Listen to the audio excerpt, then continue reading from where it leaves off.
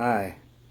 I've been moping around about something that I need to get over in my head, and I thought one way to do it was to read something that is a bigger problem than anything I've ever had. It's written by Dr. Martin Luther King Jr. from the Birmingham jail in 1963 to a group of Southern clergymen. Anyway, it's long, and I hope to get through it all. And don't take any of it the wrong way. It's written by a prophet and spoken by a human being.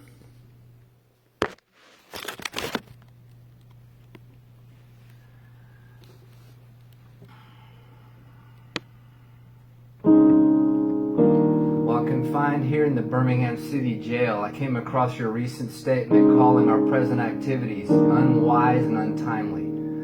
Seldom, if ever, do I pause to answer criticism of my work and ideas. If I sought to answer all of the criticisms that cross my desk, my secretaries would be engaged in little else in the course of the day, and I would have no time for constructive work. But since I feel that you are men of genuine goodwill and your criticisms are sincerely set forth, I would like to answer your statement in what I hope will be patient and reasonable terms. I think I should give the reason for my being in Birmingham, since you have been influenced by the argument of outsiders coming in. I have the honor of serving as president of the Southern Christian Leadership Conference, an organization operating in every southern state with headquarters in Atlanta, Georgia. We have some 85 affiliate organizations all across the South, one being the Alabama Christian Movement for Human Rights. Whenever necessary and possible, we share staff, educational, and financial resources with our affiliates. Several months ago, our local affiliate here in Birmingham invited us to be on call to engage in a nonviolent direct action program if such were deemed necessary. We readily consented, and when the hour came, we lived up to our promises. So I am here, along with several members of my staff, because we were invited here. I am here because I have basic organizational ties here. Beyond this, I'm in Birmingham because injustice is here. Just as the 8th century prophets left their little villages and carried their "Thus saith the Lord" far beyond the boundaries of their hometowns, and just as the Apostle Paul left his little village of Tarsus and carried the gospel of Jesus Christ to practically every hamlet and city of the Greco-Roman world, I too am compelled to carry the gospel of freedom beyond my particular hometown. Like Paul, I must constantly respond to the Macedonian call for aid. Moreover, I am cognizant of the interrelatedness of all communities and states. I cannot sit idly by in Atlanta and not be concerned about what happens in Birmingham. Injustice anywhere is a threat to justice everywhere. We are caught in an inescapable network of mutuality, tied in a single garment of destiny. Whatever affects one directly affects all indirectly. Never again can we afford to live with the narrow provincial outside agitator idea. Anyone who lives inside the United States can never be considered an outsider. You deplore the demonstrations that are presently taking place in Birmingham, but I am sorry that your statement did not express a similar concern for the conditions that brought the demonstrations into being. I am sure that each of you would want to go beyond the superficial social analyst who looks merely at effects and does not grapple with underlying causes. I would not hesitate to say that it is unfortunate that so-called demonstrations are taking place in Birmingham at this time, but I would say in more emphatic terms that it is even more unfortunate that the white power structure of this city left the Negro community with no other alternative. In any nonviolent campaign, there are 4 basic steps. Collection of the facts to determine whether injustices are alive. Negotiation, self-purification, and direct action. We have gone through all of these steps in Birmingham. There can be no gainsaying of the fact that racial injustice engulfs this community. Birmingham is probably the most thoroughly segregated city in the United States. Its ugly record of police brutality is known in every section of this country. Its unjust treatment of Negroes in the courts is a notorious reality. There have been more unsolved bombings of Negro homes and churches in Birmingham than in any other city in this nation. These are the hard, brutal, and unbelievable facts.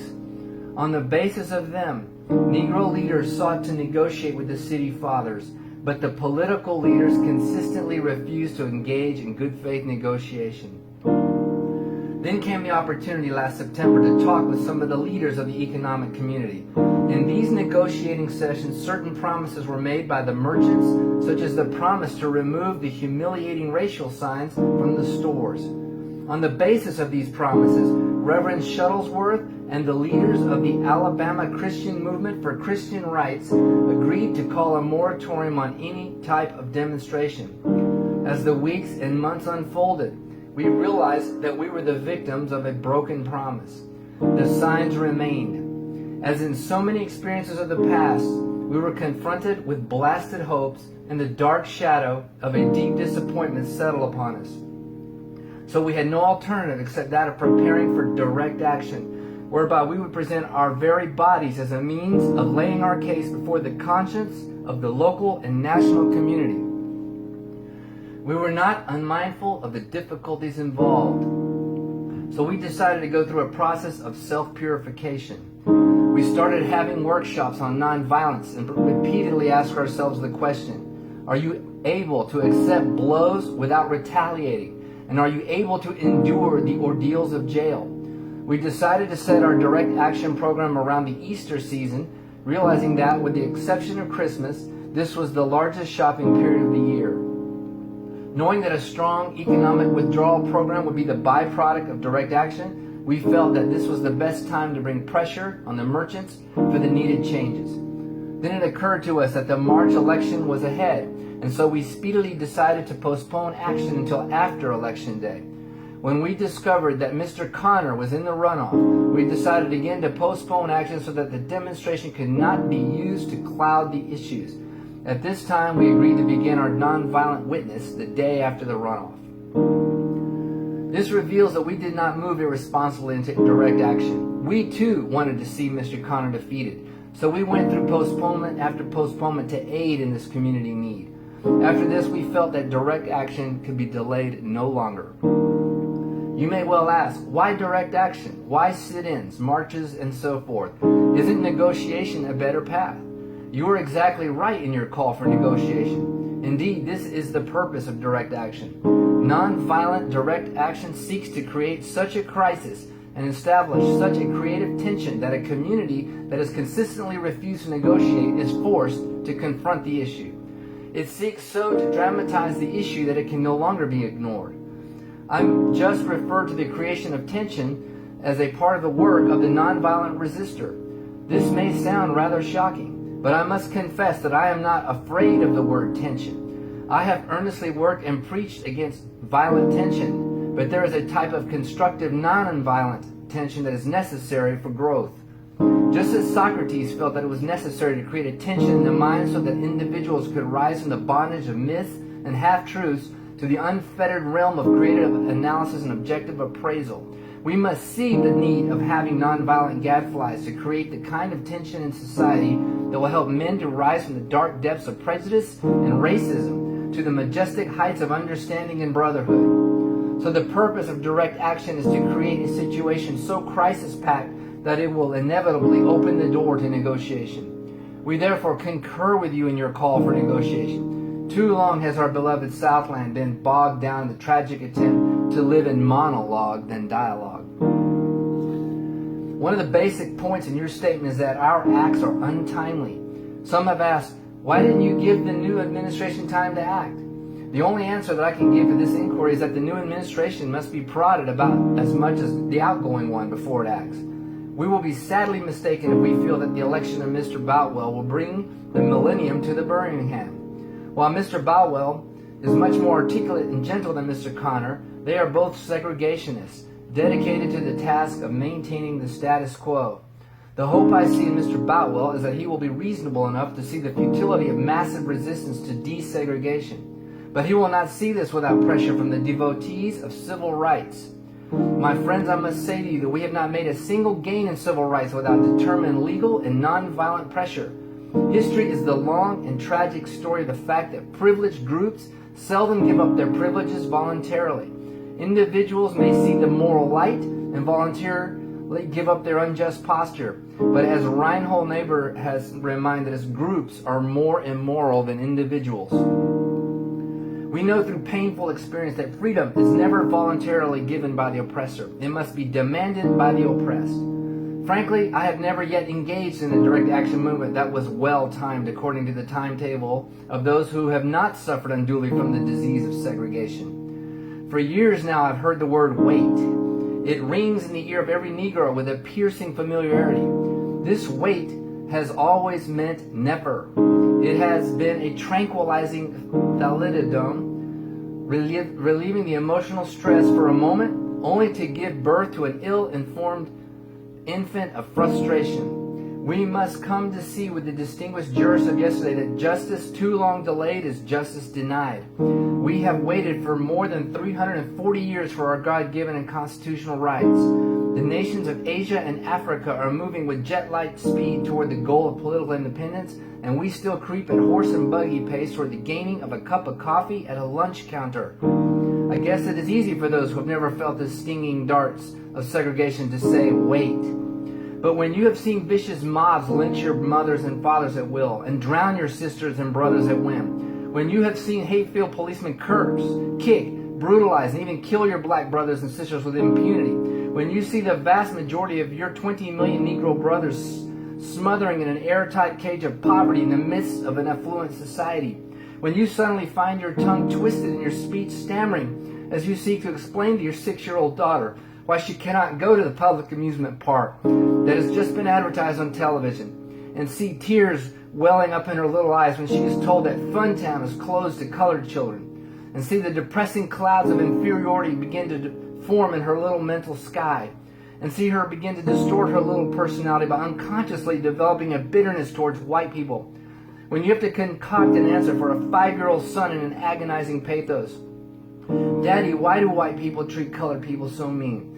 When you take a cross-country drive and find it necessary to sleep night after night in the uncomfortable corners of your automobile because no motel will accept you. When you are humiliated day in and day out by nagging signs reading white and colored, when your first name becomes nigger and your middle name becomes boy and your last name becomes John, and when your wife and mother are never given the respected title Mrs., when you are harried by day and haunted by night by the fact that you are a Negro, living constantly at tiptoe stance, never knowing what to expect next, and plagued with inner fears and outer resentments, when you are forever fighting a degenerating sense of nobodiness, then you will understand why we find it difficult to wait.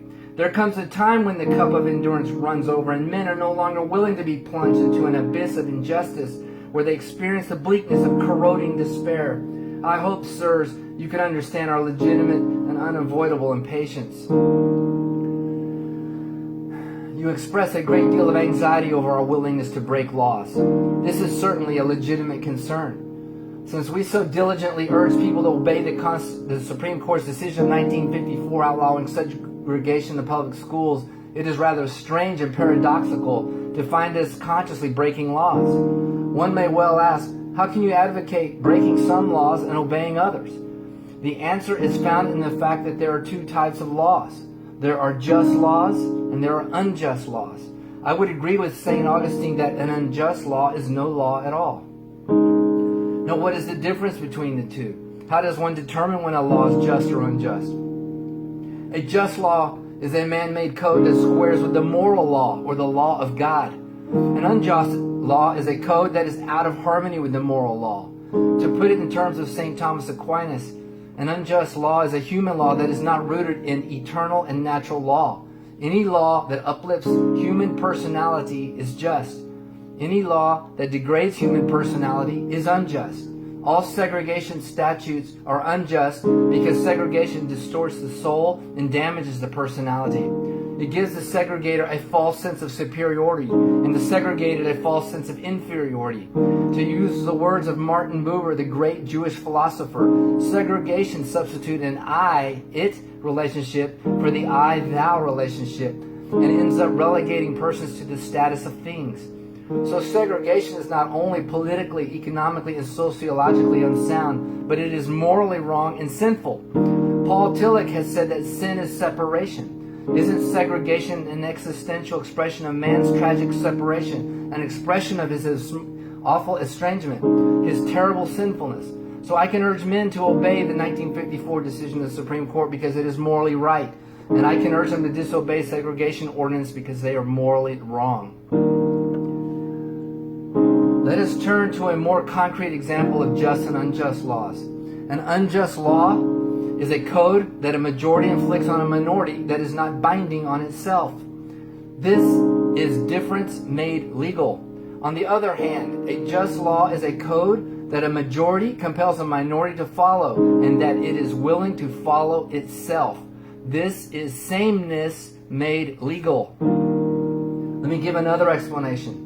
An unjust law is a code inflicted upon a minority which that minority had no part in enacting or creating because it did not have the unhampered right to vote.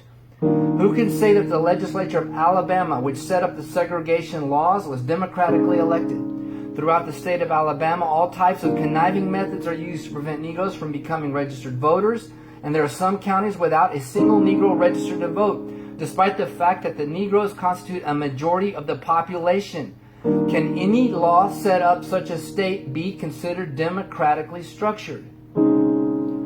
These are just a few examples of unjust and just laws. There are some instances when a law is just on its face and unjust in its application. For instance, I was arrested Friday on a charge of parading without a permit. Now, there's nothing wrong with an ordinance which requires a permit for a parade. But when the ordinance is used to preserve segregation and to deny citizens the First Amendment privilege of peaceful assembly and peaceful protest, then it becomes unjust. Of course, there's nothing new about this kind of civil disobedience. It was seen sublimely in the refusal of Shadrach, Meshach, and Abednego to obey the laws of Nebuchadnezzar because a higher moral law was involved. It was practiced superbly by the early Christians who were willing to face hungry lions and the excruciating pain of chopping blocks before submitting to certain unjust laws of the Roman Empire. To a degree, academic freedom is a reality today because Socrates practiced civil disobedience. We can never forget that everything Hitler did in Germany was legal, and everything the Hungarian freedom fighters did in Hungary was illegal. It was illegal to aid and comfort a Jew in Hitler's Germany. But I am sure that if I had lived in Germany during that time, I would have aided and comforted my Jewish brothers, even though it was illegal. If I lived in a communist country today, where certain principles dear to the Christian faith are suppressed, I believe I would openly advocate disobeying these anti-religious laws. I must make two honest confessions to you, my Christian and Jewish brothers. First, I must confess that over the last few years, I've been gravely disappointed with the white moderate. I have almost reached the regrettable conclusion that the Negro's great stumbling block in the stride toward freedom is not the white citizen's counselor or the Ku Klux Klaner, but the white moderate who is more devoted to order than to justice, who prefers a negative peace, which is the absence of tension, to a positive peace, which is the presence of justice, who constantly says, I agree with you in the goal you seek, but I can't agree with your methods of direct action, who paternalistically feels that he can set the timetable for another man's freedom, who lives by the myth of time, and who constantly advises the Negro to wait until a more convenient season. Shallow understanding from people of goodwill is more frustrating than absolute misunderstanding from people of ill will. Lukewarm acceptance is much more bewildering than outright rejection. In your statement, you asserted that our actions, even though peaceful, must be condemned because they precipitate violence. But can this assertion be logically made? Isn't this like condemning the robbed man because his possession of money precipitated the evil act of robbery? Isn't this like condemning Socrates because his unswerving commitment to truth and his philosophical delvings precipitated the misguided popular mind to make him drink the hemlock? Isn't this like condemning Jesus because his unique God consciousness and never ceasing devotion to his will precipitated the evil act of crucifixion? We must come to see, as federal courts have consistently affirmed, that it is immoral to urge an individual to withdraw his efforts to gain his basic constitutional rights because the quest precipitates violence. Society must protect the robbed and punish the robber. I had also hoped that the white moderate would reject the myth of time. I received a letter this morning from a white brother in Texas which said, all Christians know that the colored people will receive equal rights eventually. But is it possible that you are in too great of a religious hurry? It has taken Christianity almost 2,000 years to accomplish what it has.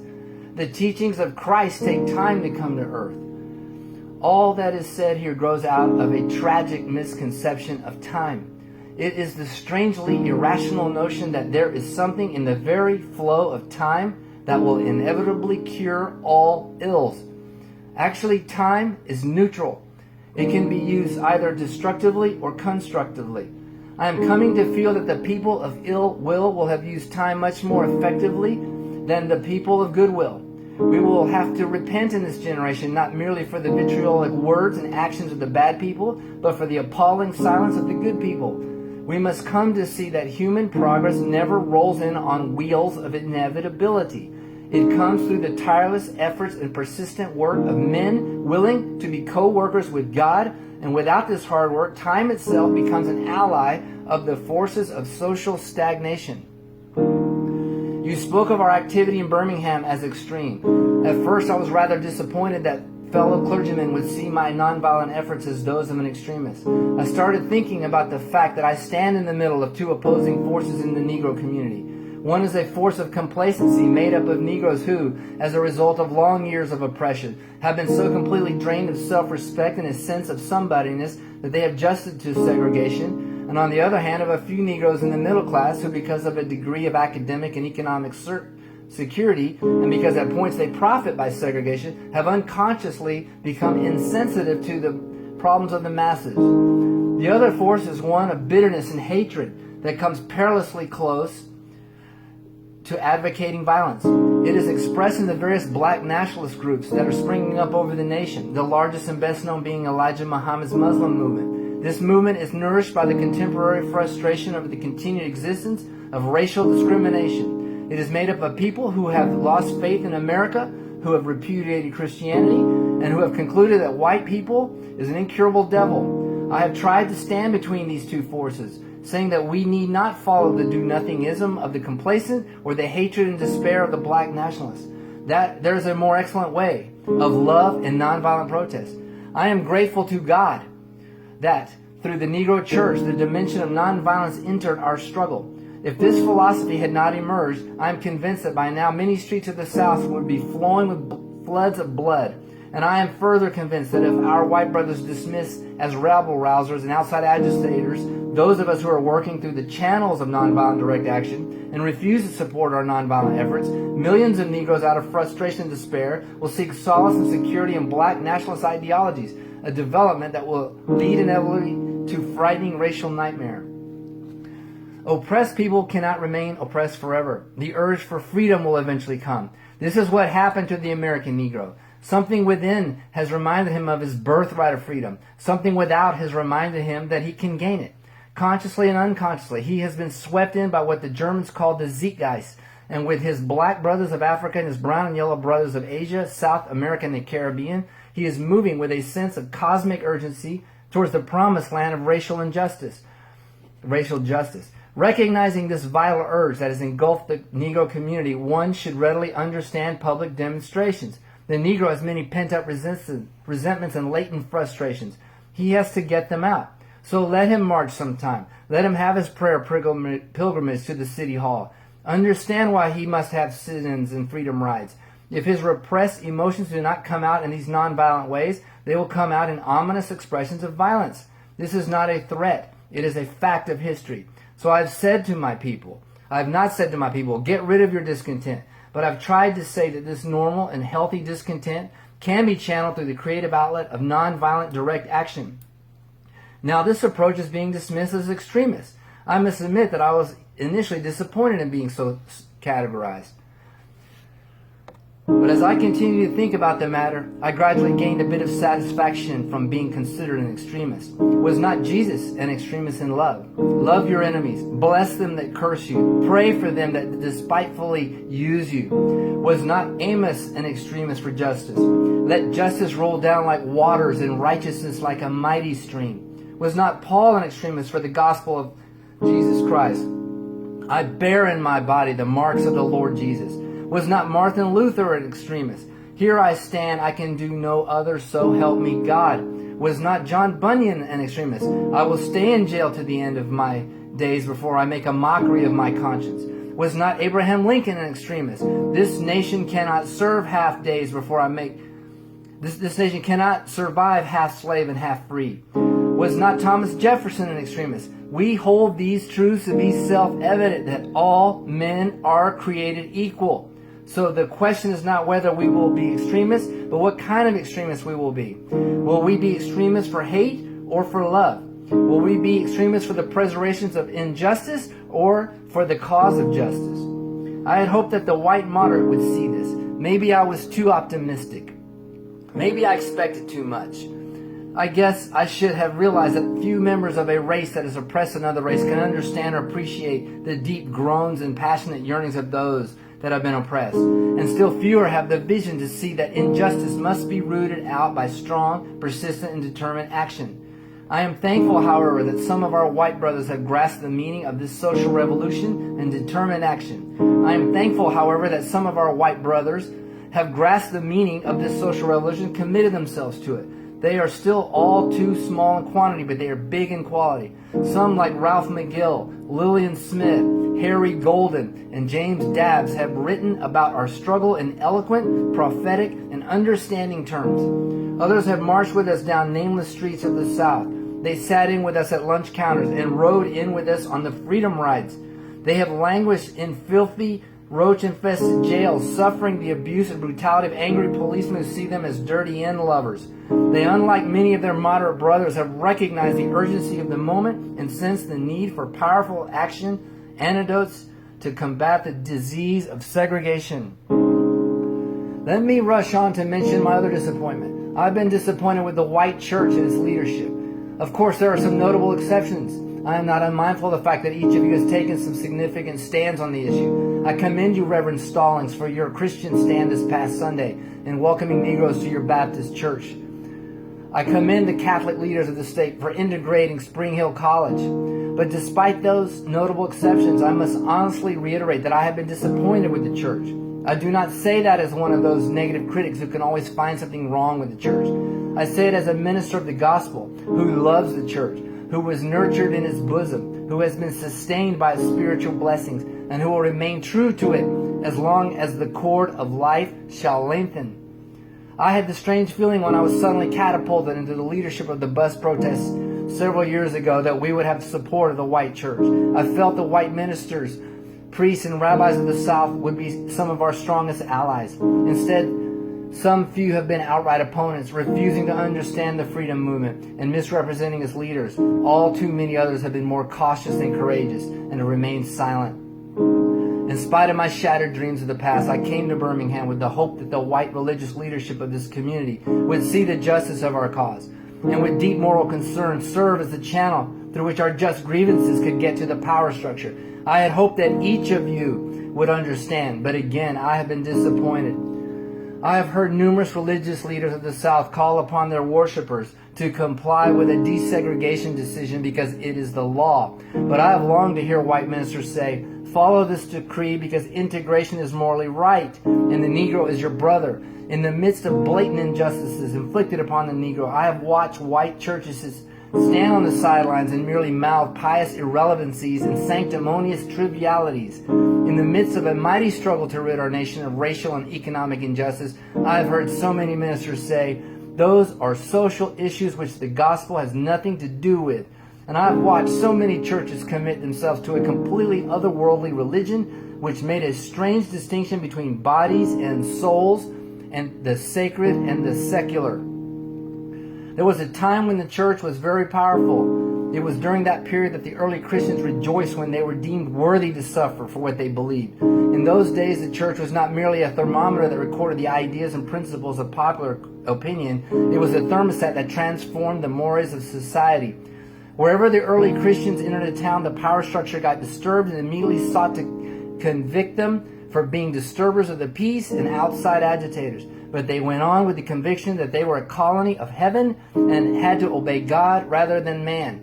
They were small in number but big in commitment. They were too God intoxicated to be astronomically intimidated. They brought an end to such ancient evils as infanticide and gladiatorial contests.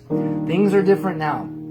The contemporary church is so often a weak and ineffectual voice with an uncertain sound. It is so often the arch supporter of the status quo. Far from being disturbed by the presence of the church, the power structure of the average community is consoled by the church. By the judgment of God upon the church as never before. If the church of today does not recapture the sacrificial spirit of the early church, it will lose its authentic ring, forfeit the loyalty of millions, and be dismissed as an irrelevant social club with no meaning for the 20th century. I meet young people every day whose disappointment with the church has risen to outright disgust. I hope the church as a whole will meet the challenge of this decisive hour. But even if the church does not come to the aid of justice, I have no despair for the future. I have no fear about the outcome of our struggle, even if our motives are misunderstood. We will reach the goal of freedom and all over the nation, because the goal of America is freedom. Abused and scorned though we may be, our destiny is tied up with the destiny of America. Before the Pilgrims landed, we were here. Before the pen of Jefferson scratched across the pages of history the majestic word of the Declaration of Independence, we were here. For more than 2 centuries, our foreparents labored here without wages. They made cotton king, and they built the homes of their masters in the midst of brutal injustice and shameful humiliation. And yet, out of a bottomless vitality, our people continue to thrive and develop. If this inexpressible cruelties of slavery could not stop us, the opposition we now face will surely fail. We will win our freedom because the sacred heritage of our nation and the eternal will of God are embodied in our echoing demands. I'm going to stop here because I'm about to run out of time, but I will continue in a moment.